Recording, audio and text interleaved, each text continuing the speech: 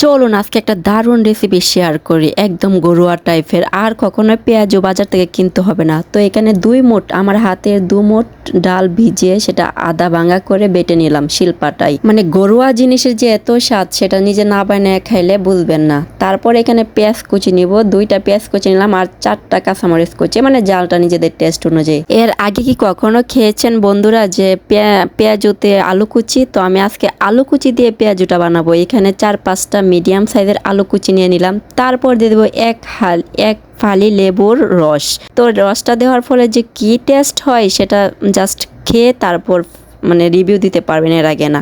তো এই উপকরণ দেওয়ার পরে এবার আমি যে ডাল বাটাটা সেটা এখানে মিক্সড করে নেব। তারপর ভালো করে হাত দিয়ে চটকাবো। মানে এত দুর্দান্ত, এটা কিন্তু আমি কারো রেসিপি ফলো করিনি আর আমিও এর আগে কখনো বানাইনি, জাস্ট ফার্স্ট টাইম নিজের ব্রেন থেকে। আমার ব্রেন যখন যেটা আসে তখন আমি সেটা ফলো করি, সেটাই রান্না করি আর সেটাই দুর্দান্ত হয়, একের অসাম, বিশ্বাস করবেন না। তো হাতে ভালো করে চটকানোর পরে এবার এখানে চাউলের গুঁড়া দিয়ে দিব। তারপর দিয়ে দেবো বেসন। বেসন খুব বেশি পরিমাণ দিতে যাবে না, তাহলে কিন্তু ওটা ক্রিপসি হবে না। কারণ বেসনের কাজ হলো মানে ভাজাটাকে একটু নরম করা, আর চাউলের গুঁড়াটা হলো ক্রিপসি করা, মুচমুচে করা। তো এগুলো দিয়ে হাত দিয়ে ভালো করে মেখে নিব। এইবার আমি যেটা করবো, শুকনো মশলা দিয়ে দিব। এখানে হলুদের গুঁড়া দিলাম 1 চা চামচ আর 1.5 চামচ দিয়ে দিব মরিচের গুঁড়া। তারপর দিয়ে দিব আমি এখানে গরম মশলার গুঁড়া, সজের গুঁড়া, স্বাদ মতো লবণ। তো সবগুলো মশলা দেওয়ার পরে এবার এটাকে আমি এখানে ধনিয়া পাতা অ্যাড করতে পারেন, বাট আমার কাছে ধনিয়া পাতা নাই, তার জন্য আমি এখানে কি করলাম, ধনিয়ার গুঁড়া ইউজ করলাম।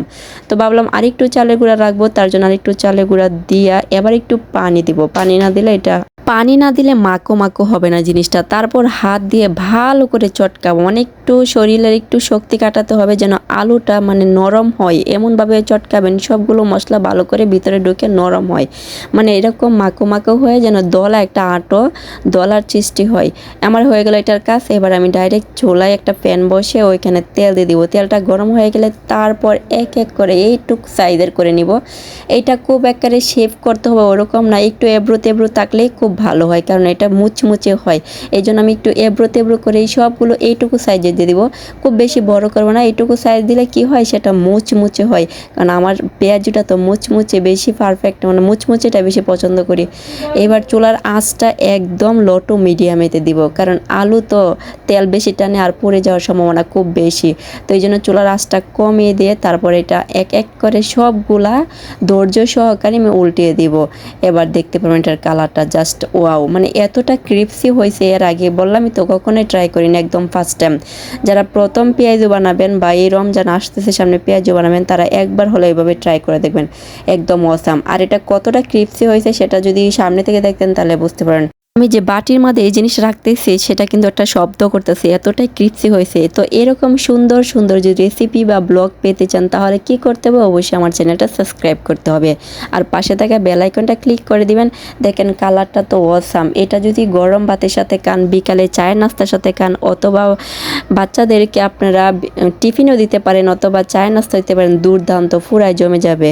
মানে এত টেস্ট মাশাল্লাহ, ভিতরে যেই কালার আর মানে বাহিরের তো অসাম। আমি তো কয়েকটা এমনিতেই খেয়ে নিলাম বানানোর সময়, এটা আমার সব সময় হয়, বড়া বানানোর সময় আমি গরম গরম কয়েকটা খেয়ে নেই। তো যাই হোক, আর বেশি কথা বলবো না। যদি ভালো লাগে অবশ্যই লাইক, কমেন্ট, শেয়ার এবং সাবস্ক্রাইব করে দেবেন। আর কমেন্ট করতে একদমই ভুলবেন না। তো কমেন্ট আর লাইক করলে কি হয়, উৎসাহ বাড়ে, আরও নতুন নতুন ভিডিও বানাতে অনেক বেশি আগ্রহী। আজকে এই পর্যন্ত, আল্লাহ হাফেজ।